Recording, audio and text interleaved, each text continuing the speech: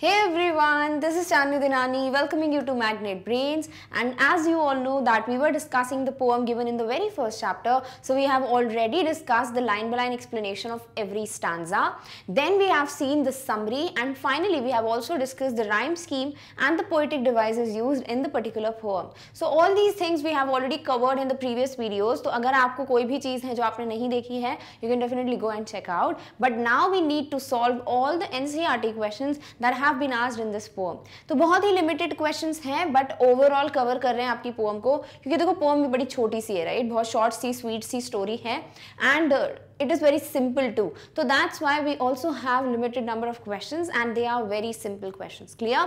तो कोई भी क्वेश्चन अटेम्प्ट करने से पहले दो चीजें हैं जो आपको ध्यान में रखनी है. नंबर वन, आपको स्टोरी पता होनी चाहिए, वेदर इट्स द चैप्टर और इट्स एनी पोएम. आपको पूरा फंडा क्लियर होना चाहिए कि एग्जैक्टली चैप्टर क्यों दिया है, एग्जैक्टली पोएम क्यों दी है, what is the meaning conveyed, what is the message conveyed by the author और the poet. Then second thing होती है कि क्वेश्चन समझ आना चाहिए कि भाई पूछा क्या है, बिकॉज अगर आपको सब पता होता है तो आप सब कुछ नहीं लिख सकते एक आंसर में. You should be aware about the question कि एग्जैक्टली पूछा क्या गया है. If it is just 2 marks question, आपको पता होना चाहिए कि मुझे डायरेक्ट बात बतानी है. फॉर एग्जाम्पल अगर पूछा है what is the poem about, सीधे सीधे बता दिया about a young silly cricket and a miser ant. ठीक है, अगर डायरेक्ट आपसे यही क्वेश्चन पूछा है for more marks like for 30 to 40 words, then आप इसको डिस्क्राइब करोगे कि भाई क्रिकेट जो है वो ऐसे से गाना गाता रहता था, फाइनली जब खाना नहीं था वो एंट के पास गया, एंट ने मना कर दिया. ठीक है, जब आपको ये लॉन्ग आंसर टाइप क्वेश्चन आता है तो आप मॉरल मैसेज को भी बताओगे यहाँ पे. क्लियर? तो कैसे आपको आंसर्स जो हैं देखने कैसे लिखने हैं, आपको सबसे पहले क्वेश्चन समझना है पूछा क्या गया है, देन आपको देखनी है वर्ड लिमिट, एग्जैक्टली कितने वर्ड्स का पूछा गया है, and then you have to mention your answer. Done? All right. So let's begin with the very first question that says, the cricket says, oh, what will become of me? When does he say it and why? तो question समझ अगर आ गया तो फिर आप क्या करोगे, story के पास जाओगे या पोएम के पास जाओगे, राइट? तभी तो आपको पता चलेगा कि एग्जैक्टली क्या बात की गई है. तो क्वेश्चन पूछा है क्रिकेट ने ये लाइन कब कही और क्यों कही. ठीक है, तो आपको ये भी बताना है कब कही है, आपको ये भी बताना है क्यों कही है. डन? अब आपको ये याद करना पड़ेगा, रिकॉल करना पड़ेगा कि when were these lines used by the cricket. So the cricket, when he just was making merry, he was being happy in the summer season, he was enjoying singing. उसके बाद after when the time came, when winters came, he went to his home and he just opened the cupboard and saw that there was nothing that he could eat, right? Means he had not saved anything for himself for the winter season. So when he found कि कुछ भी नहीं है cupboard में, he was like कि अब मेरा क्या होगा, right? So that's the time when he says, oh, what will become of me. क्यों कहते हैं? क्योंकि कुछ था ही नहीं जो सेव किया था, ना ही कोई क्रम्ब था, ना ही स्नो, जो ये स्नो कवर्ड ग्राउंड था उस पर एक क्रम्ब ऑफ ब्रेड भी नहीं था, कबर्ड में भी कुछ नहीं था, कोई फ्लावर लीफ कुछ नहीं बची थी ट्री पे. तो इसीलिए अब उसको लगा कि अब मैं क्या करूंगा, अब तो कोई तरीका ही नहीं है जिससे मैं सारी चीजें सेव कर सकूं. So that is the time when he realizes and he is thinking like what will happen of him, what would be the condition he is going to face, what are the future consequences that he will experience. तो ये सारी चीजें उसके दिमाग में चल रही थी. That is the time when he used these lines and this is the reason why he used these lines. Clear? तो अब समझ आ गया है क्वेश्चन क्या है, आंसर क्या लिखना है. Now let's discuss one sample answer. The cricket said the line, oh, what will become of me, when he found out that winter had arrived, but his cupboard was empty. ठीक है, तो कब बोला गया है वो आपने पहले बता दिया. ऑल्सो अगर आप इसको और मॉडिफाई करना चाहो तो आप ऐसे लिख सकते हो कि cricket said these lines when he thought or he found that the winter season has arrived and there was nothing he has saved for himself in this season. ठीक है, एक ये लाइन लिख सकते हो. दूसरी बात या फिर यही कि कबर्ड में कुछ भी नहीं था and he had not saved anything for this season. Clear? तो ये 3 तरीके हैं जिन्हें आप मॉडिफाई करके यहाँ लिख सकते हो. So whenever you are practicing on any questions, you should definitely try to write different answers, then pick the most appropriate or the best answer from them and उसको आप finalize करो. Clear? Next पूछा है कि क्यों बोली उसने ये lines. Why did he say these lines? He could not find a single crumb on the snow-covered ground. Neither could he see a flower nor a leaf on the tree. He wondered that as it was getting cold and he had nothing to eat in order to survive, he would die of starvation very soon. तो क्यों बोला? इन lines का मतलब ही क्या है कि अब मेरा क्या होगा, अब तो मैं भूखा मर जाऊंगा, right? तो यहाँ पे वही चीजें हैं कि जब वो देखता है कि कोई स्नो कवर्ड ग्राउंड पे एक सिंगल क्रम्ब भी नहीं है, देन लीव्स भी नहीं है, फ्लावर्स भी नहीं है on the tree, so he was afraid now, he was thinking, he was shocked, he was surprise, ठीक है। तो ही वॉज वंडरिंग कि अब मैं क्या करूंगा, what would I do, because I have nothing to eat and nothing to save my self from this cold weather, and it was getting cold, he was shivering, he was trembling with cold, और इस वक्त वो यही सोच रहा था कि अब मैं क्या करूंगा, either I would do something, I should do something, but he cannot do anything, right? Or he was thinking that he would die of starvation very soon, hunger की वजह से बहुत जल्दी उसकी डेथ हो जाएगी, क्लियर। तो this is the reason क्यों उसने ये लाइन्स यूज की और कब की है वो हमने पहले ही बता दिया, done, all right. Next question is, find in the poem the lines that mean the same as neither a borrower nor a lender be Shakespeare। तो शेक्सपियर जो है बहुत ही फेमस प्लेज है इनके, राइट, हम सबको पता है। इन्हीं का एक बहुत ज्यादा फेमस प्ले है जिसका नाम है हैमलेट, और इस प्ले में वो ये लाइंस यूज करते हैं, neither a borrower nor a lender be, और आगे वो एक लाइन यूज करते हुए कुछ बोलते हैं। तो टोटली उनकी इन लाइंस का मतलब क्या है वो भी समझ लेते हैं, एक्स्ट्रा नॉलेज हो जाएगा, तब पूछा नहीं है, but why not to discuss it. तो यहाँ पे हैमलेट में शेक्सपियर ने ये लाइंस यूज की थी जहां वो ये बोलना चाहते थे कि कभी भी अपने फ्रेंड से, स्पेसिफिकली उन्होंने यहाँ एक फ्रेंड की लाइन लिखी हुई थी कि कभी भी अपने फ्रेंड से ना तो कोई चीज बोरो करो, ना ही उसको कोई लेंड करो, कोई चीज ना ही उधार लो ना ही उधार दो, क्योंकि फिर वो फ्रेंड तुम्हारा फ्रेंड नहीं रहेगा। बिकॉज फ्रेंडशिप या एनी कोई भी एक जो रिलेशन होता है, whether they are your relatives, whether they are your close friends, कभी भी ये बोरो और ये लेंड करने की आदत अगर हम स्टार्ट कर देते हैं ना, तो फिर वो कभी भी वैसा रिलेशन नहीं रहता जैसे कि पहले था, क्लियर। तो वो यही समझाना चाहते थे। सो that is something which is a normal message, but यहाँ क्वेश्चन पूछा है कि कौन सी लाइंस हैं जो यही सेम मीन करती हैं, ठीक है। तो यहाँ पे क्या है, एक ही तो लाइन है जहाँ पे दोनों वर्ड्स यूज किए हैं। जब एंट के पास क्रिकेट जाता है और बोलता है कि मुझे ये चीज बोरो करनी है तुमसे, शेल्टर और कुछ खाने को, फिर मैं तुम्हें रीपे कर दूंगा। तो एंट बोलते हैं देखो मेरे को कोई दिक्कत नहीं है, मैं तुम मेरे फ्रेंड भी हो, we are your servant, we are at your service, but हम एक चीज जरूर फॉलो करते हैं लाइफ में कि ना ही हम कोई चीज बोरो करते हैं ना ही किसी को लेंड करते हैं। तो यही मीनिंग तो यहाँ पर दिया गया है। सो that is the only line जो यहाँ पे यूज की गई है। So the line from the poem that means the same as neither a borrower nor a lender be was but we ants never borrow, we ants never lend। So this is the line जिसका same meaning है इस line से जो कि Shakespeare ने अपने play Hamlet में use की थी। Done, all right. Next is what is your opinion of the ants principles. जब एंट जो है ये लाइन बोलता है कि हम ना तो बोरो करते हैं ना ही लेंड करते हैं, तो उससे आपको क्या वैल्यूज, क्या प्रिंसिपल्स पता चलते हैं एंट के बारे में। तो हमें क्या समझ आता है कि एंट का यही कहना है कि हम क्या करते हैं, हम पहले से ही हार्डवर्क करके चीज़ें सेव कर लेते हैं for the future. We already have a plan in our minds and we work accordingly, ताकि हम फ्यूचर में ना तो किसी से कोई चीज़ बोरो करें ना ही ऐसी नौबत आए कि हमको किसी को लेंड करना हो, ठीक है। तो एंड्स के जो प्रिंसिपल है बहुत ही अच्छे हैं, जो हमें भी सीखने को मिलता है कि कभी भी ऐसी हमें लाइफ में सिचुएशन क्रिएट नहीं करनी चाहिए कि जहां हमको किसी से हेल्प मांगनी पड़े। पहले से ही हमें अपने आप में इतना सक्षम होना चाहिए, we should be capable enough so that हम पहले से ही सारी चीजें प्लान करके रखें, उसके लिए काम करें, and then we save everything for our future, rather we just enjoy our life right now, और फिर लेटर हम बोरो कर रहे हैं लोगों से कि प्लीज हमें ये चीज दे दो, प्लीज हमें दे दो, clear. So this is the principle और the values that we see that the ant has.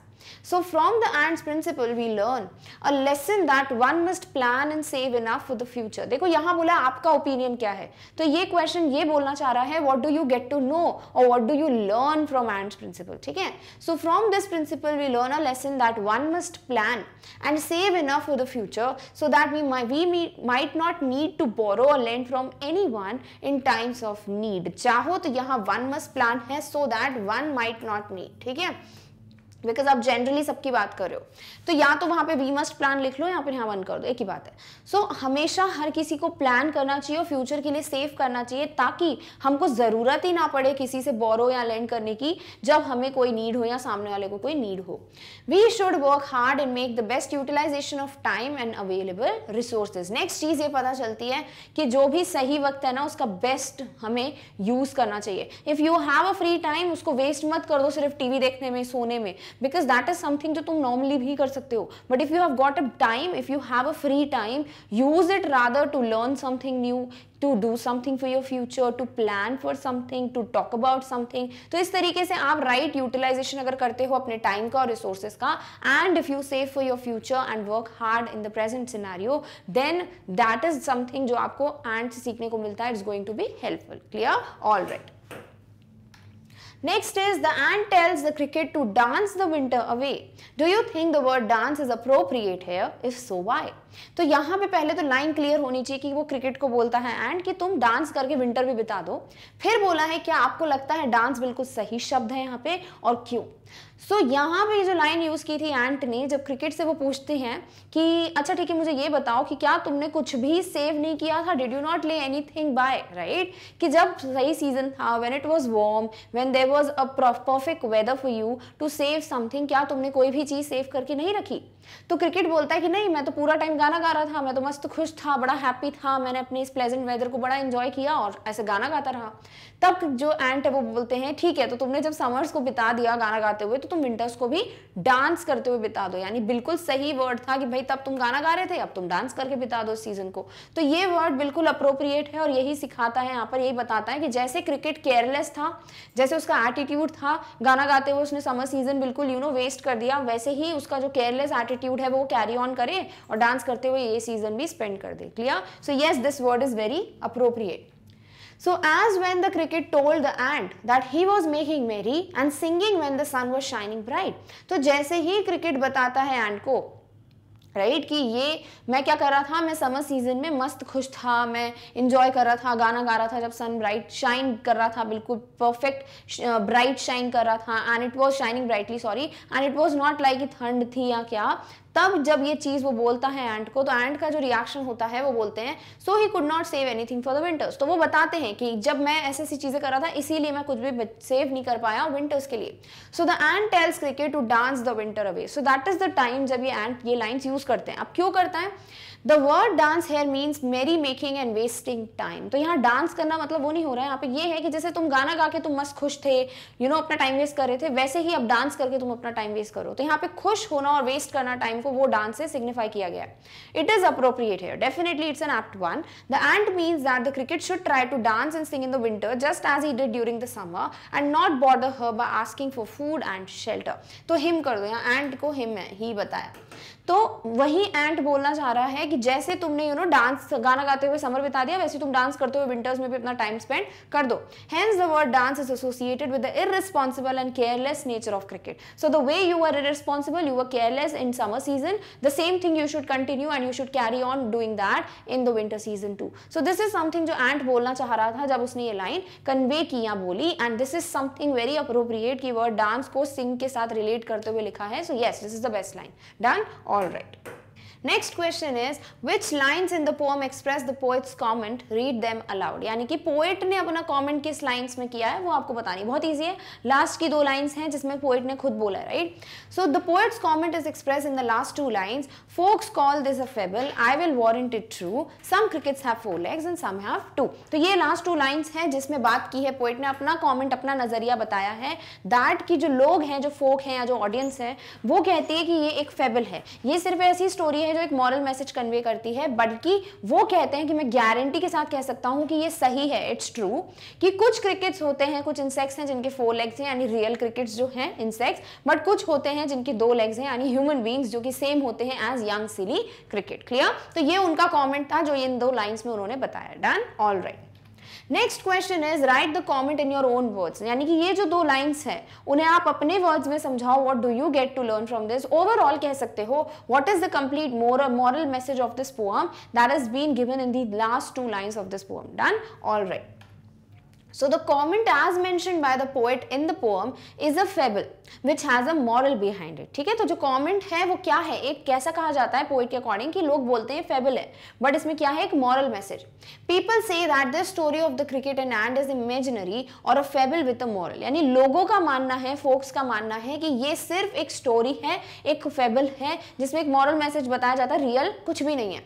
But I think that the story is true and educative. तो हमारा क्या एक ओपिनियन है कि बस ये बिल्कुल सही है भाई, जैसे हम बात कर रहे थे, right, this is an appropriate one, this is the real story जो कि हमको यहाँ पे देखने को मिलती है। In this story the cricket is the one who has a very care free nature and believes in making merry and singing when the sun was shining bright during the summer season. तो वही चीज है कि story में cricket यही बोलते हैं कि who has a very care free nature, कि क्रिकेट का नेचर कैसा है, बड़ा केयर फ्री है, उसको कोई मतलब नहीं है, बढ़िया इंजॉय कर रहा है, और वो बिलीव करता है कि खुश रहने में, गाना गाने में during summer season, and he did not save anything for the winters and as a result he could not save anything, कुछ भी नहीं बचा पाया वो विंटर सीजन के लिए। On the other hand the ant used to work hard every day during the summer and saved enough grains for the winter. But उसी जगह पे अगर हम एंट की बात करें, जो कि क्या कर रही थी, बहुत ज्यादा ये लोग हार्ड वर्क कर रहे थे समर सीजन के टाइम पे, सेव कर लिया खाना, और विंटर्स के लिए बहुत इनफ पर्याप्त खाना भी और एक शेल्टर भी प्रिपेयर कर लिया था, जो कि क्रिकेट ने नहीं किया। So enough grains for the future so that she has enough food stock to survive the freezing cold winter season. तो हर जगह ही करते हैं ना, जनरली एंट्स के साथ हम शी ही यूज करते हैं, राइट, बट यहाँ पे हमें ही बोला गया है एंट के लिए। तो वो जो है बिल्कुल उसने इनफ फूड, शेल्टर, हर किसी की प्रेपरेशन कर ली थी for the future. Hence the moral of the story is that we should always be prepared to work hard। तो हमें क्या बताया गया, हमारा ओपिनियन क्या है कि इस 2 लाइन्स में यही बोला गया है कि हमें हमेशा प्रिपेयर्ड रहना चाहिए to work hard and ready to face adverse situations, and we should be already ready, कि हाँ ऐसा हो सकता है तो भाई मैं पहले से तैयारी कर लूं, जो कि एंट ने की थी। As and when they arise, and as they arise, like पता है विंटर सीजन आने वाला है, so do focus on the way, जिस तरीके से आप उसको हैंडल कर सकते हो। यू शुड बी अवेयर कि मुझे कैसे ये एडवर्स सिचुएशंस को फेस करना है। Some people live only in the present, they spend what they earn and make merry, but they regret this habit later on. और कुछ लोग होते हैं जो बोला है ना, सम हैव टू, उनके लिए बोला गया है कि वो क्या करते हैं, वो जो भी अर्न करते हैं, जो भी कमाते हैं, उसको उसी वक्त खर्च कर देते हैं, प्रेजेंट में रहते हैं, खुश रहते हैं, अपना टाइम बिल्कुल ऐसे ही बर्बाद करते हैं, फ्यूचर के लिए कुछ नहीं सोचते, और फिर उसके बाद इस हैबिट को रिग्रेट करते हैं, जैसे कि क्रिकेट कर रहा था। So this is the moral message being delivered to us by this poem, also what the poet wanted to tell us in the last 2 lines and what is our opinion that we have told. Clear? इसके अलावा भी इसको और brief कर सकते हो, अगर आपको एग्जांपल देना हो एंटो क्रिकेट के हिसाब से कि भाई ऐसे ह्यूमन बीइंग्स की बात हुई है, you can definitely modify the answer. Done? All right. So with this we finally come to an end of the NCERT solutions of the poem The Cricket and the Ant and the Cricket, and we also come to an end of the complete chapter, यानी कि हमने first chapter जो है वो पूरा complete कर लिया है, whether it is the chapter explanation, summary, NCERT questions, or it is the poem, its explanation, its summary, poetic devices and NCERT solutions. So with this हमने first chapter of the book Honeydew complete कर लिया है, but now we need to begin the second chapter that is a very informative chapter, जहां हम tsunami के बारे में बात करेंगे एंड कैसे कितनी करेजियस स्टोरीज हैं, लोगों ने कैसे सेव किया या फिर कैसे लोगों ने अपनी लाइफ खो दी, क्या एनिमल्स जो हैं उनको पहले ही पता चल जाता है कि ऐसी कोई एडवर्स सिचुएशन आने वाली है एंड दे सेव देमसेल्व्स। ये सारी चीजें हम जानने वाले हैं in the next chapter where we are going to talk about tsunami. So let's meet in the next chapter very soon. Till then take care of yourself, और इस topic की नोट्स की लिंक आपको डिस्क्रिप्शन बॉक्स में मिल जाएगी। Thank you so much for watching. Bye.